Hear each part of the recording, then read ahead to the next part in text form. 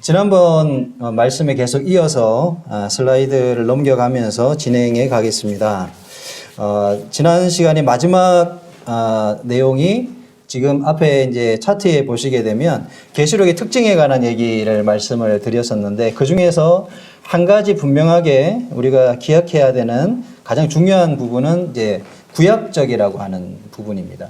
이제 많은 부분들이 이제 계시록을 신약 성경에 이렇게 삽입되어 있기 때문에 신약적인 관점에서 이제 요한 계시록을 해석을 하다 보니까 여러 가지 이제 오해되는 부분들, 또 이해가 되지 않는 많은 부분들이 있다라고 그렇게 생각이 들어지고요. 여기 기록되어 있는 것처럼 404구절 중에서 278구절, 그러니까 4분의 3 정도가 구약 성경의 말씀과 연결되어 있다라고 하는 부분입니다. 그리고 가장 핵심적으로 다니엘의 70일의 내용이 요한계시록의 마지막 한 일회를 설명하는 가장 핵심적인 그러한 부분이라고 우리가 생각해 볼 수가 있습니다. 이 도예를 보게 되면 요한계시록 전체 22장의 말씀이 전체적으로 다 이렇게 이해가 이렇게 머릿속에 들어오는 겁니다. 구도가요. 지난번에 설명드렸는데 다시 설명드릴게요. 1장은 무엇에 대한 기록입니까? 예수 그리스도에 대한 기록입니다. 이것이 바로 반모섬에 있던 요한이 환상 중에 본 세 부분에 대한 얘기이죠. 내가 본 것과 그리고 이제 있는 일과 장차 될 일에 대해서 기록하라, 이렇게 말씀을 하고 있습니다. 그래서 이제 있는 일은 2장과 3장에 있는 아시아의 7교회에게 쓴 서신이라고 말씀드렸고, 그리고 장차 될 일은 나머지 4장부터 해서 22장까지의 내용이 장차 될 일입니다. 시점으로 보게 되면 그 중에서 우리가 지상과 그 다음에 천상, 이게 천상에서 이루어지는 일을 여기 보시게 되면 4장, 5장 위에 보면 이제 그림으로 나오나요? 하나님의 보좌와 어린 양이라고 되어 있죠. 이게 장소를 말하는 거예요. 그러니까 하늘에서 이루어지는 일을 말하는 것입니다. 그러니까 하나님의 심판대, 그리스도의 심판대와 그리고 심판대의 심판장이신 예수 그리스도가 등장하는 게 4장, 5장입니다. 여기는 어디냐, 장소가 어디냐 하면 바로 천상에서 이루어지는 것이고요. 그리고 또 천상에서 무엇이 나오냐 하면 6장과 19장, 그리스도의 심판대와 어린 양의 혼인잔치는 바로 하늘에서 이루어지는 것입니다. 그리고 나머지 밑에 보시게 되면 7년이라고 되어 있죠. 세 가지의 성격의 심판이 나오는데 인심판과 그리고 나팔, 대접입니다. 이것은 어디에서 이루어지냐면 지상에서 벌어지는 심판을 말하는 것입니다. 장소를 설명할 때 그렇습니다. 그리고 여기서 중요한 것이 인심판이 마지막 인을 뗄 때 거기에 나팔과 대접이 들어가 있다는 게 핵심 내용입니다. 그러니까 병렬식이라는 거예요. 이해되셨죠?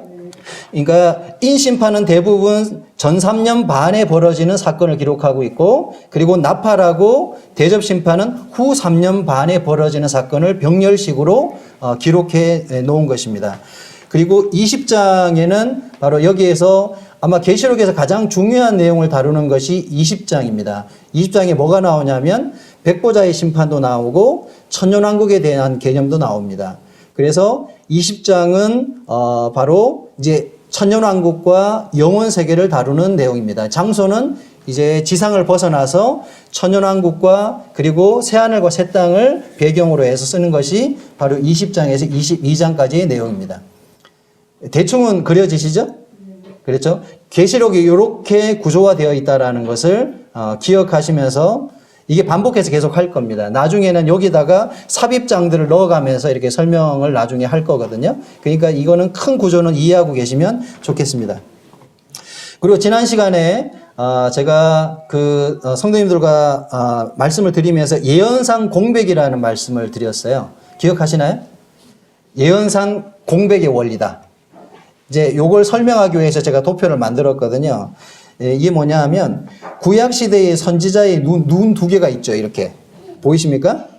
여기서 보시게 되면 예를 들어 우리가 산을 이렇게 바라보시게 되면 산은 높이가 다 다르잖아요. 가까이에 있는 산은 어떻습니까? 조금 더 선명하게 보이고 뒤에 있는 산은 어떻게 보입니까? 약간 희끗하게 보이잖아요. 그런 원리입니다. 그러니까 우리가 볼 때는 그 앞산과 뒷산의 거리는 굉장한 거리가 있어요. 근데 우리가 여기서 볼 때는 같은 위치에 있는 것처럼 색깔만 좀 다를 뿐이지 이 거리가 얼마큼 되는지는 알 수는 없습니다.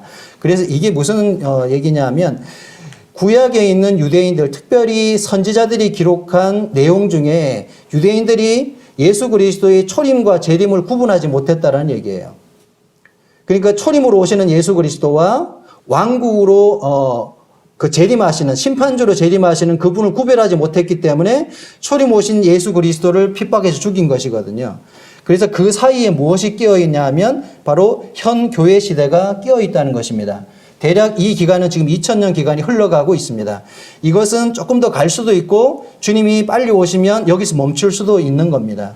이 기간은 예언산 공백의 기간이라고 이렇게 학자들이 설명을 합니다. 그래서 구약의 시점에서는 설명이 안 되는 거예요. 그래서 에베소서에 보게 되면 바로 이 교회를 비밀된 경륜이라고 얘기를 합니다. 감추었던 것이라고 설명하고 있는 것입니다. 그래서 이것을 잘 이해하시게 되면 구약에서 설명하고 있는 내용들을 왜 신약에 있는 유대인들이 이걸 이해하지 못하는지가 설명이 되는 내용입니다. 이 부분이. 그래서 이 용어가 바로 예언상 공백의 원리다. 이렇게 기억하시고 외워두시면 도움이 되실 겁니다. 다음은 이제 계시록을 우리가 해석을 할 때 해석하는 원칙이 있는데 바로 첫째가 이제 거시적인 해석을 얘기하는데 계시록은 단순히 계시록만 봐가지고는 해석이 되지 않습니다. 제가 말씀을 드렸죠. 우리가 계시록을 공부하게 되면 성경에 대한 전체적인 틀을 다 이해할 수 있다라고 말씀을 드렸죠. 역으로 설명을 해서 거시적으로 성경 전체를 다 이해하고 있어야 계시록이 보인다는 얘기입니다. 이해되시죠? 이런 관점에서 해석을 해야 되고 그리고 성경적인 해석을 해야 된다. 그러니까 유기적인 해석, 나머지 66권에 있는 책들과 함께 유기적으로 섞어서 설명해야 된다고 말씀을 드렸습니다. 다니엘서를 이해하게 되면 계시록이 이해가 되고 계시록이 이해가 되면 마태복음 24장에 있는 내용이 이해가 됩니다. 그리고 마태복음을 이해하면 다시 다니엘서가 이해가 되고 그래요. 에스겔서의 말씀도 마찬가지고 그렇게 서로 연관되어 있습니다. 자, 그 의미로 말씀을 드리는 것이고요. 그 다음에 세 번째가 이 배경적인 해석. 그러니까 그 당시에 시대적 그리고 문화적, 지리적 배경을 이해하고 계시록을 봐야 한다는 것이죠. 우리가 성경을 볼 때 유대인들의 어떤 문화라든지 그리고 지리라든지 그러한 어떤 배경들을 이해하지 못하고 성경을 보다 보면 잘 이해가 안 되는 게 많이 있습니다. 계시록도 마찬가지로 유대적 요소가 많이 들어가 있다 보니까 유대적인 그러한 요소를 이해하기 위해서 이러한 시대적이고 그리고 문화적이고 지리적 배경을 먼저 1차적으로 이해하고 계시록을 같이 공부해 가야만 더 이해가 잘 된다라는 말씀을 드리는 것이고요. 그리고 중요한 게 있는데 문자적 해석이라고 하는 말. 혹시 문자적 해석이라는 말은 좀 들어보셨나요? 저는 사실 CTI에 가기 전까지 이 문자적 해석이라는 말을 잘 이해를 못했었어요. 문자적으로 해석을 한다. 그러니까 우리가 보통 귀납법적으로 성경을 해석한다 이렇게 얘기를 할 때 성경을 문자적으로 본다 이렇게 얘기를 하거든요. 그래서 저는 이 말을 어떻게 이해했냐면 우리가 성경을 문자로 보지 뭐 그림으로 보는 건 아니잖아. 단순하게 이렇게 좀 유머스럽게 생각을 했었는데 이제 그런 뜻이 아니라 성경에 기록된 말씀을 있는 그대로 문자로 본다는 거예요. 유대인들은 성경을 상징적으로 풀기는 하지만 대부분 말씀을 문자 그대로 믿습니다. 그래서 유대식 성경 해석은 문자적 해석이에요. 근데 이 문자적 해석을 오해하면 안 되는 것이 문자적이라고 하는 것은 문화적이고 역사적이고 문맥적이고 이런 걸 다 포함하는 의미입니다. 그러니까 문자적이라고 해서 말 그대로 다 해석하는 게 아니에요. 예를 들어 수사법들이 많거든요. 이제 뒤에서 제가 다루겠지만 그 수사법에 보면 뭐 은유법도 있고 직유법도 있고 많은 그 수사법들이 성경에 등장하고 있습니다. 그런 문법적 요소를 가지고 성경을 해석해야 된다라는 것이에요. 그래서 글씨 있는 그대로 해석하는 것을 자구적이다 이렇게 얘기합니다. 지나친 문자 해석을 자구적 해석이다 이렇게 표현을 해요. 이 얘기는 또 다음에 조금 더 다루겠습니다. 어찌됐든 성경을 문자적으로 해석을 해야 된다라는 것이고요. 그리고 앞에서 말씀드린 것처럼 문법적인 해석을 해야 된다. 성경에는 많은 문법적인 요소가 있습니다. 성경의 장르가 여러 가지가 있다고 말씀을 드렸죠. 뭐 내러티브 장르도 있고 그 다음에 서신문학도 있고요. 지혜문학도 있습니다. 예. 문학서란 말이에요. 뭐 시편 같은 경우는 시편은 이게 문학 장르 중에서 시거든요. 시. 그러니까 히브리 시입니다. 그러니까 우리가 생각하는 그런 시가 아니라 히브리 방식으로 해석해야 되는 시예요. 그러니까 히브리 시에 대한 문법을 이해해야만 시편이 정확하게 이해가 되는데 우리가 그렇게 보지 않다 보니까 우리식으로 해석하는 게 굉장히 많이 있더라고요. 그래서 히브리 시의 특성이 있는데 그거를 좀 공부하고 보면 훨씬 더 이해가 잘 된다는 것입니다. 자, 또 넘어가세요. 마지막이 문맥적 해석. 성경 해석에 있어서 가장 중요한 게 바로 문맥적 해석입니다. 이 문맥이라고 하는 거 신천지 사람들이 잘하는 게 있잖아요. 비유 해석. 그죠? 뭐 특히나 뭐 14만 4천 이런 것들 비유 해석 하는데 이게 문제가 뭐냐 하면 앞뒤 다 잘라먹고 그 부분만 갖다 쓴다는 것이에요. 예를 들어서 어떤 구절이 나오게 되면 그 구절이 나오게 된 배경은 앞에 나오죠. 앞구절이 나오거나 그 장에 나옵니다. 만약에 앞구절이나 그 장이 없으면 뭘 봐야 하냐면 책 전체를 봐야 돼요. 책 전체를 봐서 이해가 안 되면은 그거 관련되어 있는 동일 저자의 책을 또 읽어야 됩니다. 이것이 바로 문맥적 해석이라는 거예요. 그러니까 전체적인 문맥을 이해하지 못하고 그 구절을 보게 되면 이게 왜 어떤 배경에서 이것이 나왔는지 정확하게 이해하지 못한다는 것입니다. 그러니까 우리가 왜 이 문맥적 해석이 잘 안 되냐 하면 보통 우리가 말씀을 듣다 보면은 예전에 어떤 분들이 가르쳐 준 거 있잖아요. 그게 벌써 이렇게 딱 들어와 있어요. 그러니까 이 말씀을 이 문맥으로 먼저 해석하려고 보는 게 아니라 이거는 이거야 하고 넘어가 버리는 거예요. 그러다 보니까 그 말씀이 정확하게 문맥적으로 맞는 건지 이해하지 않고 봅니다. 예를 들어서 이제 여기도 이제 그거 기억하시는 분들인지 모르겠지만 이사야의 말씀인가요? 짝이 있다는 말씀 들어보셨죠? 그렇죠. 우리도 예전에 이제 그거 하면서 성경은 다 짝이 있는 거야. 예? 이쪽 저쪽. 예? 그렇죠? 그게 나온 배경을 앞에 제가 찾아서 이렇게 공부해 봤어요. 그러니까 우리가 잘못 아는 것 중에 대표적인 것이 이제 그 얘기인데 그 왜 나오냐면 암수에 대한 짝을 얘기하는 거거든요. 그러니까 성경에 있어서 이 짝을 설명하는 문맥은 아닙니다. 원래의 문맥은 그것이 아닌데 우리가 어떤 것을 설명하기 위해서 그 구절을 발췌해 가지고 썼다라는 것입니다. 나중에 기회 되시면 찾으셔 가지고 앞 한 장만 읽어보시면 정확하게 이해가 갑니다. 왜 그 배경이 나오게 되었는지 이사야 선지자가 어떤 걸 설명하다가 이 세상에는 암수의 짝이 있다. 이 얘기를 한 거예요. 근데 이것이 하나님의 말씀의 짝을 설명한 게 아니거든요. 근데 우리가 그것을 그렇게 해석해서 알고 있는 것입니다. 이것이 바로 문맥적 해석을 하지 않기 때문에 오는 오류나 실수 같은 것들이라는 거예요. 근데 이게 굉장히 많습니다. 읽어보시게 되면. 나중에 이 부분도 계속하면서 다루도록 하겠습니다. 자, 성경에 수사법이 등장하는데, 우리 긍휼 형제님이 계시는데 제가 이렇게 얘기하니까 좀 부끄럽긴 한데 제가 학교 다니면서 국어를 잘 못했거든요. 예. 그래서 많이 후회하고 있습니다. 공부하면서 느끼는 건데, 공부를 열심히 했었어야 되는 거구나 하는 거를 세상 공부하면서 다시 알게 되었어요. 성경에 이렇게 많은 수사법이 등장한다라는 것에 대해서 잘 인식을 못했습니다. 여기 지금 대표적인 것만 제가 이렇게 열거해 놨어요. 보시게 되면 뭐 직육법 이런 거 있죠. 뭐뭐같이 뭐뭐처럼 우리가 구원받고 나면 갓난 아이 같이 순전히 하나님의 말씀을 갓난 아이 같이 사모한다 이런 거 있잖아요. 이런 걸 보고 이제 직육법 표현이라는 거예요. 그러니까 사도 바울은 세상적으로 높은 학문을 한 사람입니다. 그러다 보니까 신약에는 많은 그런 수사법들이 등장을 해요. 그리고 은유법도 많이 나옵니다. 대표적인 게 직육법 많이 나오고요. 그 다음에 은유법. 여호와는 산성이시다. 어떤 단어를 가지고 바로 어떤 매개체를 사용하지 않고 바로 설명하는 것. 여호와는 무엇이다. 이렇게 설명하는 것을 은유법이라고 합니다. 시편에 가장 많이 등장하는 표현입니다. 그래서 시편이 이해가 잘 안 되고 우리가 그걸 잘못 이해하는 것 중에 뭐냐면 이런 수사법을 그대로 이해하기 때문에 그래요. 아까 전에 문자적으로 해석한다고 얘기를 할 때 이것은 문법적으로 해석해야 된다 이 얘기입니다. 있는 그대로 예를 들어서 여호와는 산성이시다 그러면 여호와는 산성이야 이게 아니잖아요. 맞죠? 네, 여호와가 산이라는 어떤 성이라는 아니라는 거예요. 뭔가를 설명하기 위해서 표현한 것입니다. 이것이 시편에 많이 등장하는 표현법입니다. 그리고 뭐 환유법도 있고 제유법도 있고 그다음에 또 과장법.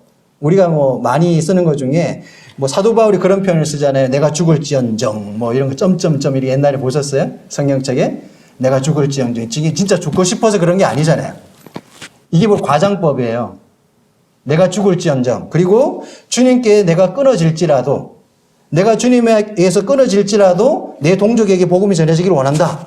뭐 이런 표현을 쓸 때 진짜 사도 바울이 내가 하나님의 생명책에 끊어지기를 말하고 얘기하는 게 아니거든요. 그런 간절한 마음으로 내가 이런 소원을 갖고 있다라는 설명을 하는 겁니다. 이런 걸 보고 우리가 과장법이라 그래요.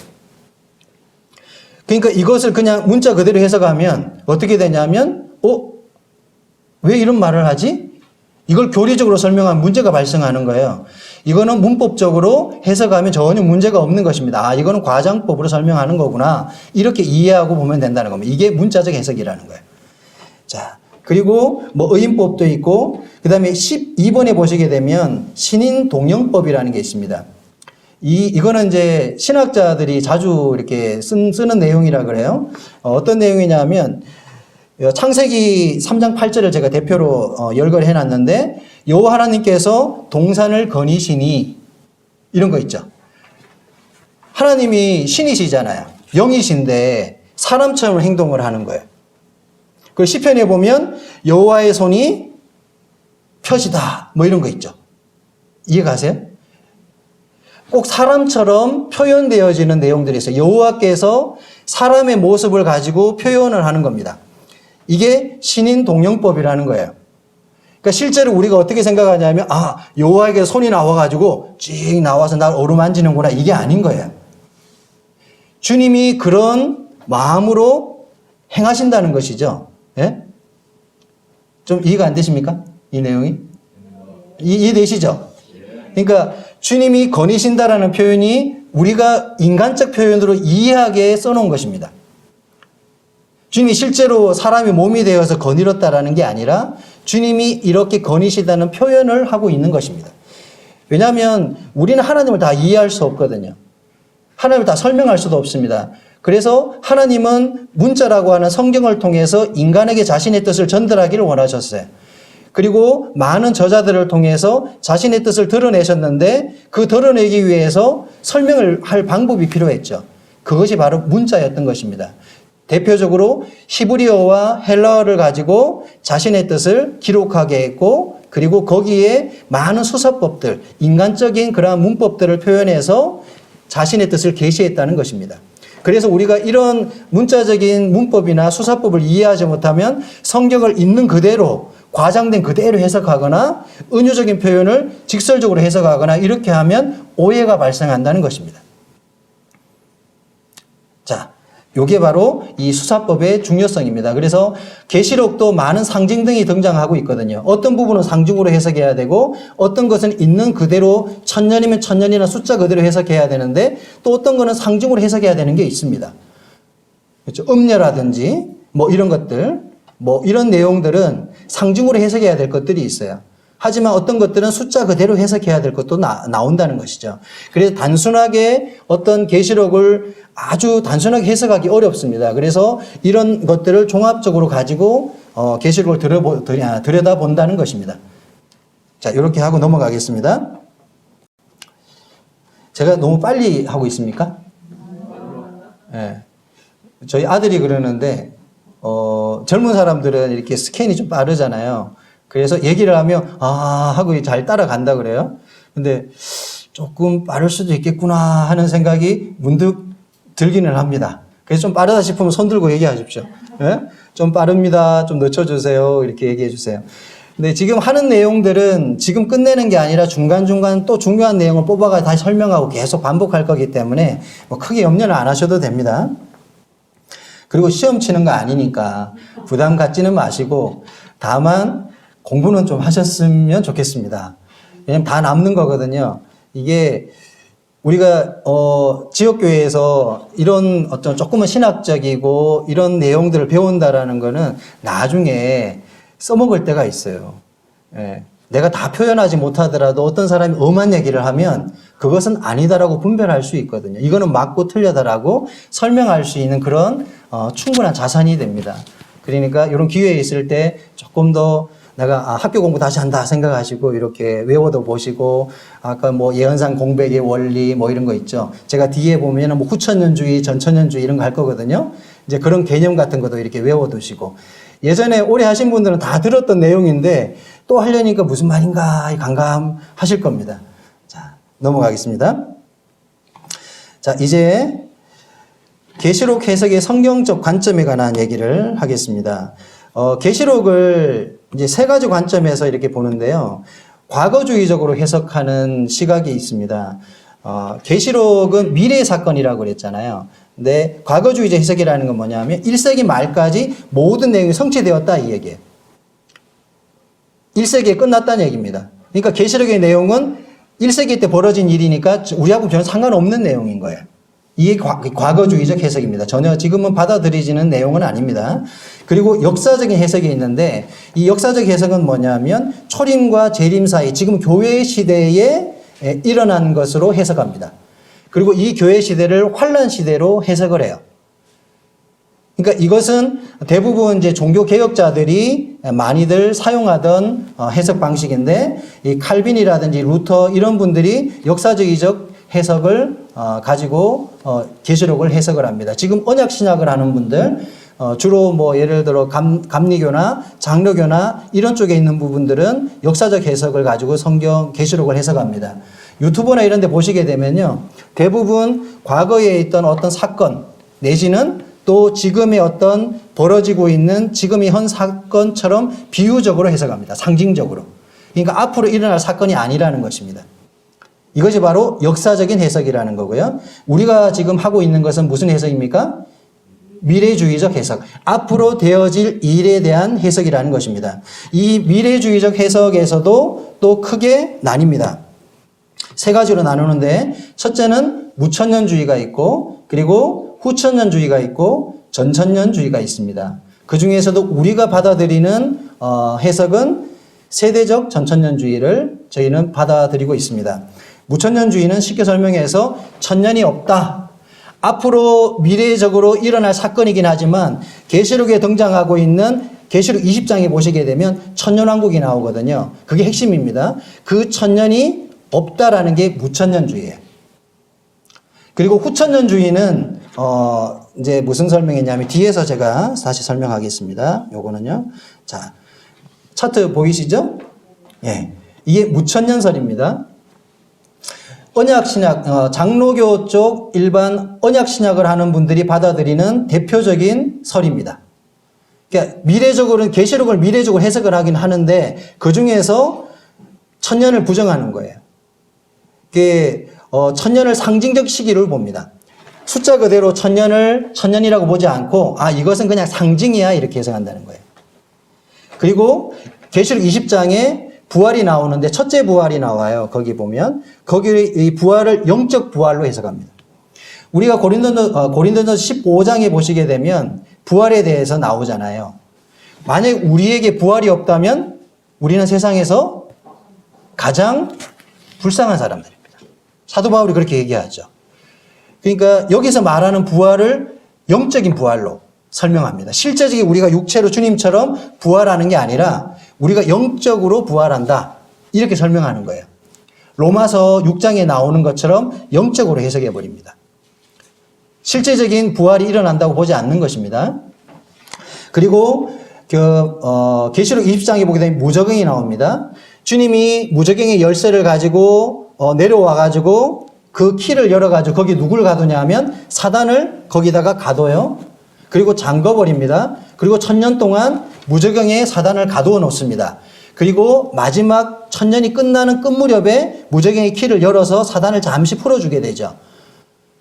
이게 계시록 20장에 나오는 내용이거든요. 근데 그 무저갱을 그냥 단순히 억압받는 상태, 우리가 영적으로 억압받고 있다라고 그냥 이렇게 상징적으로 해석한다 이 말이에요. 실제로 무저갱이 있다는 게 아니라, 이해되십니까?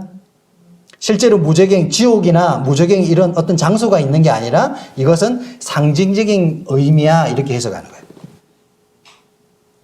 뭐가 맞는 것 같습니까? 네, 좀 더 가보겠습니다. 네. 이 듣다 보면 이게 맞나? 저게 맞나? 막 이렇게 헷갈리기도 해요. 근데 사실 우리가 다 들어보고 어떤 것이 더 성경적이고 이게 맥락상 그리고 합리적으로 이것이 맞는 건지 들어보면 이해가 되거든요. 우리가 어떤 세대주의를 뭔가를 증명하기 위해서 설명하는 게 아니에요.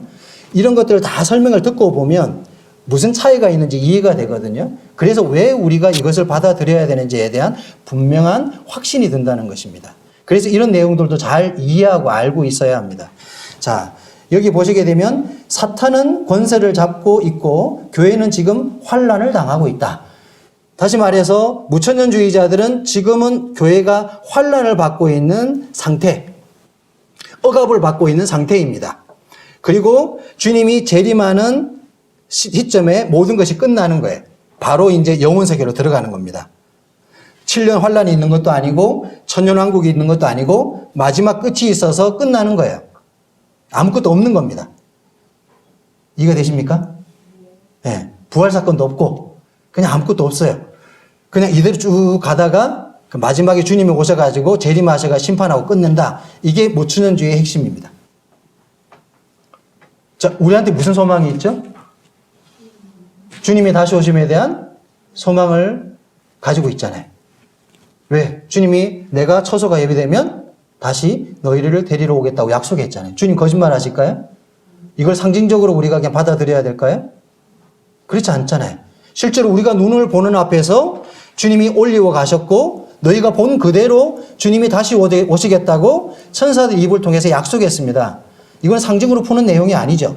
분명히 주님 오실 거라는 것입니다. 그리고 오기 전에 일어날 이 부활의 사건과 환란의 사건과 천년왕국에 대한 이러한 사건들을 성경은 기록하고 있습니다. 자, 그 다음에 후천년설이라는 게 있습니다. 이것도 보통 언약신약을 하는 분들이 받아들이는 내용이에요. 비슷한데 어떤 내용이냐면 재림 이전이 복음의 황금시대다. 그러니까 우리가 그 CCM 같은 데 보시게 되면 땅끝까지 이르러 주님을 증거하고 이 복음이 부흥이 돼야 되고 막 이 부흥의 노래들이 있잖아요. 우리 자주 부르는 거 있죠. 부흥, 찬양 이런 거 있지 않습니까? 땅끝까지 이르러 증인이 될 것이다. 이게 어디서 나오냐면 후천년 어떤 설을 믿는 분들이 쓴 가사입니다. 그 가사들이. 왜 그러냐 하면 이 땅이 완전히 복음화가 되면 주님이 오시는 거예요. 여기 보이시죠? 증가된 빨간 글씨로 된 거 보세요. 증가되는 의로움으로 특정되는 시기다. 화살표가 위를 향하고 있죠. 그러니까 점진적 인간성 향상. 그러니까 지금 시대는 점진적으로 선이 향상되어 가는 기간이라는 거예요. 동의가 되십니까? 지금 시대가 이 선이 너무나 막 세상이 복음화가 돼가지고 막 사람들이 착해지고, 예? 이렇게 막 선이 막 넘쳐가지고 그런 시대에 우리가 지금 살고 있는 것 같습니까? 사람들 그렇게 생각 안 하잖아요. 말세다 이런 표현을 쓰죠. 세상은 점점점 악해져 가고 있습니다. 그래서 이 후천년주의자들이 말하는 이 개념은 사실 설득력이 떨어진다고 볼 수 있습니다. 그래서 밑에 보시게 되면 모순점이라고 제가 적어놨는데 악과 불의가 점차 증가하는 현실, 역사적 낙관주의, 인본주의적 발상이다. 주님이 더디 오심의 이유가 땅끝까지 복음이 전해지지 않기 때문이다라고 주장하는 것은 후천년주의적 발상이다라고 볼 수 있다라는 것입니다. 그러니까 이분들은 어떻게 생각하냐면 복음을 땅끝까지 전하면 주님이 오시니까 복음을 들고 선교를 나가는 겁니다. 그러니까 우리가 생각하는 거랑 비슷할 수도 있는데 이들이 생각하는 것은 복음이 땅끝까지 전거돼 가지고 세상이 편만해져야만 주님이 오시는 거예요. 후천년의 핵심입니다. 이 땅이 복음이 꽉 차는 거. 그리고 그들의 그 생각의 이면에는 인간성이 향상되어 간다. 세상이 점점 밝아져 간다는 거예요. 이게 동의가 되면 나는 후천년주의자다. 이렇게 생각하시면 됩니다. 자, 그 다음에 전천년설이 두 가지가 있습니다. 첫째는 역사적 전천년설. 요거는 초기 보통 브래들리닌들이 받아들였던 내용입니다. 보시게 되면 1세기에서 3세기까지 유명하신 분들 이제 폴리갑이라든지 그리고 이레니우스, 터툴리안 이 초기 교부들이라고 하죠. 이 교부들이 주장했던 내용입니다. 이 내용의 핵심은 뭐냐면 환란. 그러니까 세상은 점점점 악해져 가요. 그렇죠? 악해져 가다가 어느 시점에 뭐가 옵니까? 재림이 일어나죠. 주님이 재림하십니다. 그리고 바로 천년왕국이 시작이 되는 거예요. 그러니까 7년 대환란이 7년 환란이 없는 거죠. 그러니까 지금 시대가 바로 7년 환란이라는 거예요. 이해가 되세요? 좀 어렵습니다. 막 비슷한데 헷갈리죠? 지금 시대가 환란기라는 거예요. 영적인 환란기. 그래서 이 환란기를 우리는 겪고 있는 거예요. 실제로 문자적으로 7년 환란이 오는 게 아니라 환란기를 겪다가 주님이 이제 재림에서 오셔요. 지상 재림을 하시는 겁니다. 그리고 바로 뭐가 시작되냐면 이 땅에서 천년왕국이 시작이 되는 거예요. 그리고 마지막 천년왕국 끝에 심판이 이루어집니다. 그리고 영혼 세계로 들어가는 겁니다. 이게 역사적 전천년설이에요. 초기에 많은 교부들이 이 내용을 받아들이고 있습니다. 자, 세대적 전천년하고 무슨 차이가 있는가 한번 보세요. 자, 뭐가 하나 껴들어 있습니까? 네, 빨간 글씨로 있는 거. 교회 휴거라고 되어 있죠. 이제 휴거라는 단어는 성경에 등장하지 않습니다. 예, 끌어올려라고 하는 이런 단어가 있는데 이것을 이제 헬라어로 하루파조라고 합니다. 순간적으로 잡아당긴다. 이런 뜻이에요. 그러니까 휴거가 헬라어로는 공중으로 잡아당긴다는 거예요. 이게 하루파조라고 이렇게 표현을 합니다. 그래서 핵심은 교회 휴거가 들어가 있는 거예요. 이게 바로 지금 우리가 받아들이고 있는 세대적 전천년설입니다.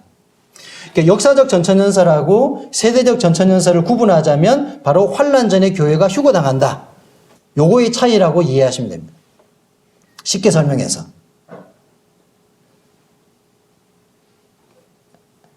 자, 설명이 되셨죠? 혹시 이게 잘 이해 안 되시는 분 한번 손 들어보십시오. 예, 예.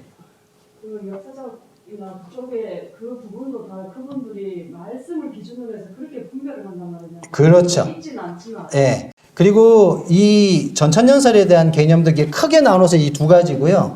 또 이것이 섞여가지고 조금씩 이렇게 많은 이론들이 있는데 그 중에서 굵직한 것을 말씀을 드린 거예요.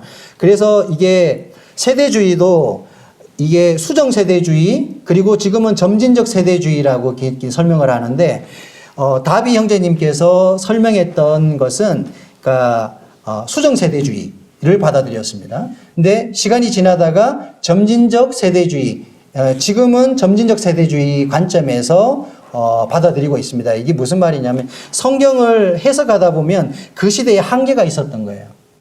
지금은 우리가 2000년이라는 역사를 거꾸로 되짚어 보면서 보잖아요. 그러니까 역사적으로 어떤 일이 이루어졌는지 우리가 검증해서 해석을 하기 때문에 점진적이라는 것은 시대가 가면 갈수록 그 어떤 예언이라든지 계시가 선명해지지 않습니까? 과거에는 어떤 일이 이루어지지 않았기 때문에 희미했던 거예요. 그래서 이것이 시간이 지나가면서 검증되고 확인되어지다 보니까 이런 약간의 수정들이 발생했다라는 것입니다. 그리고 이건 절대적인 게 아닙니다. 분별이고 그냥 이렇게 많은 분들이 지금은 공통적으로 받아들이고 있다 이렇게 이해하셔야 돼요. 이게 정답이라고 생각하시면 안 됩니다. 이게 성도님들도 보시면서 생각하셔야 되고 과연 이게 맞는 건지 고민해 보셔야 되고 다만 훌륭하신 분들이 많은 고민 끝에 이런 결론에 다다랐다라는 것을 지금 설명드리고 있습니다.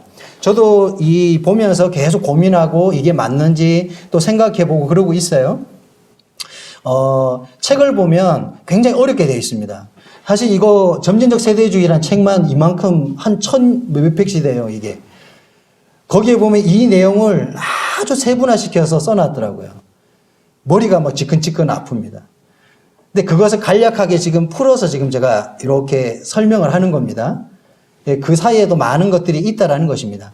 이걸 보시면서 이것이 절대적인 것은 아니지만 보편적으로 이 교회의 휴거는 환란 전에 일어난다는 것을 대부분의 지금의 거듭난 성도들은 받아들이고 있습니다. 여러분들이 환란을 통과한다고 믿습니까? 교회가 7년 환란기를 보통 보면 이제 나중에 이것도 이제 환란 중 휴거, 환란 전 휴거, 환란 후 휴거 막 또 이렇게 막 나뉘어요. 일반 지방교회에서는 부분 그 휴거설을 주장을 하잖아요.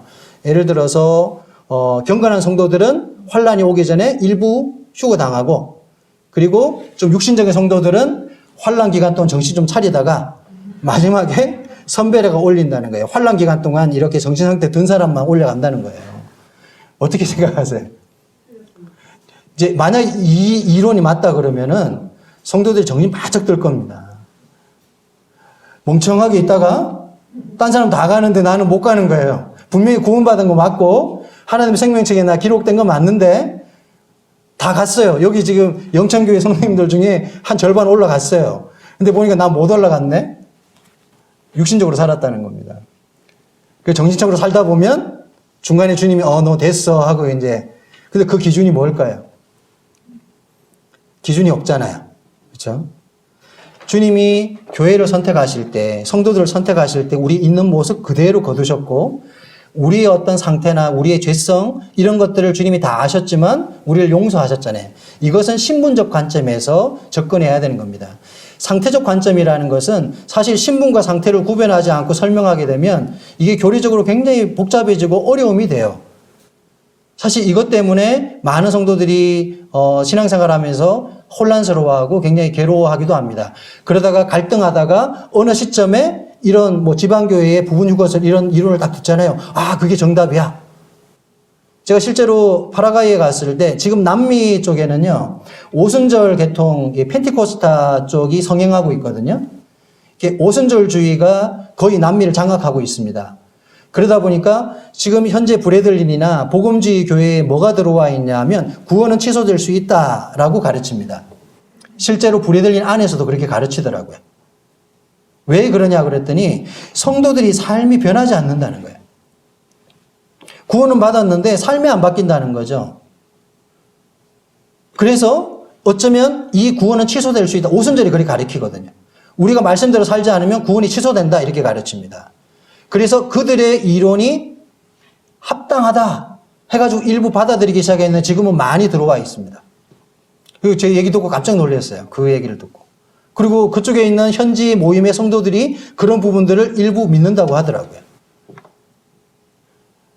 어쩌면 우리도 지금 한국교회가 주재권 복음에 관한 얘기가 이슈화되고 있고, 이 얘기가 나오게 된 배경은 뭐냐면 구원은 받았는데 과거처럼 성도들이 삶이 확 바뀌지 않는다라는 게 이유예요. 왜 구원을 받았는데 삶이 안 바뀌냐? 뭐가 문제 있는 거 아니야? 그 원인을 찾아가다 보니까 그 중에서 주님의 부활과 주님의 주되심을 우리가 믿지 않았기 때문에 벌어지는 일이야 라고 그런 결론에 도출하면서 주재권 복음이 등장하기 시작한 것입니다. 미국에 있는 존 메가드 목사가 가장 대표적인 이 얘기를 주창하기 시작을 했어요. 그러면서 세계적으로 이슈가 되기 시작했는데, 사실 이 부분도 우리가 고민해 봐야 됩니다. 틀린 말은 아니지만 주재권을 안 믿었다 그래서 구원을 못 받느냐 이렇게 얘기를 하게 되면 이것도 어떤 이단성이 있을 수 있는 부분이 있는 거예요. 왜냐하면 로마서 1장에서 복음은 예수 그리스도에 관한 것이라고 설명하고 있기 때문에 그렇게 따지기 시작하면 예수 그리스도에 대한 처음부터 끝까지 다 믿어야만 구원받는다는 게 되는 거거든요. 주님은 그때 그 사람의 형편에 맞도록 주님이 구원하실 수 있다라고 우리는 믿습니다. 저는 그렇게 믿습니다. 그래서 우리가 성경을 잘 구분해서 봐야 하고 성경을 앞뒤로 잘 설명해서 이해해야 하고, 이렇게 성경을 성경대로 해석하지 않게 되면 특정한 교리들이 등장을 해서 성경 전체를 다 오염시켜 버릴 수 있다.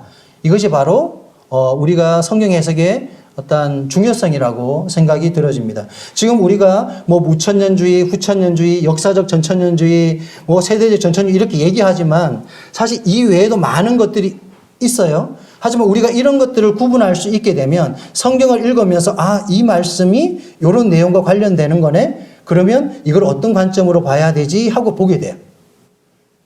도움이 됩니다, 실제로. 그러면서 우리가 어떤 잘못된 사상이나 잘못된 치우친 어떤 교리에 휩쓸리지 않게 되는 것입니다. 균형 있는 신앙을 갖게 된다는 것이 바로 이런 부분이라고 설명드릴 수 있습니다. 자, 빠르게 달려왔는데 오늘은 세대적 전천년설까지 하고 마쳐야 될 것 같습니다. 예. 이렇게 5천년이나 5천년이나 네. 전천년이라는 게 처음부터 이렇게 구분을 지은 게 아니라 하나가 생기고 또 분별하다 보니까 또 9천년이 생기고 또 하다 보니까 자, 이제 쉽게 설명해서 그렇습니다. 예, 조금만 지금 41분인데 초기 교부들, 초대 성도들은 대부분 다 주님의 다시 오심을 믿었습니까? 세대주의적 전천년은 아닐지라도 전천년주의를 받아들였습니다. 그 이론이 이렇게 되어 있지 않을 뿐이지 그걸 그냥 그대로 다 믿었습니다. 사도 바울이 그렇게 전했기 때문에 그들은 그걸 믿었는데 나중에 어거스틴이라는 분이 5세기경에 등장을 하면서 이론을 놓게 돼요. 그게 뭐냐면 대체신학. 지난번에 제가 많이 설명드렸어요. 교회가 이스라엘을 대체했다라고 하는 개념을 도입하기 시작합니다. 그러면서 그때로부터 대략 1000년 기간 동안 바로 이 무천년주의나 이 후천년주의의 개념이 정립이 되기 시작한 거예요. 1000년 가까이. 그 기반을 누가 놨냐면 바로 오리겐하고 핵심은 바로 어거스틴이라는 분이 이 대체신학이라는 개념을 놓으면서 생겨나는 것입니다. 그리고 다시 성경으로 돌아와서 보니까 그것이 잘못되었던 거죠. 그러면서 이 브래들린 19세기에 플리머스에 일어났던 브래들린 형제들을 통해서 이 개념이 다시 받아들이기 시작했고 가르쳐지기 시작했습니다. 그래서 지금까지 이 부분은 주류로 받아들이는 분별로 해석할 수 있습니다. 간략하게 설명하면 그렇습니다. 이해가 되셨죠? 네. 여기까지 하고 줄이도록 하겠습니다. 감사합니다.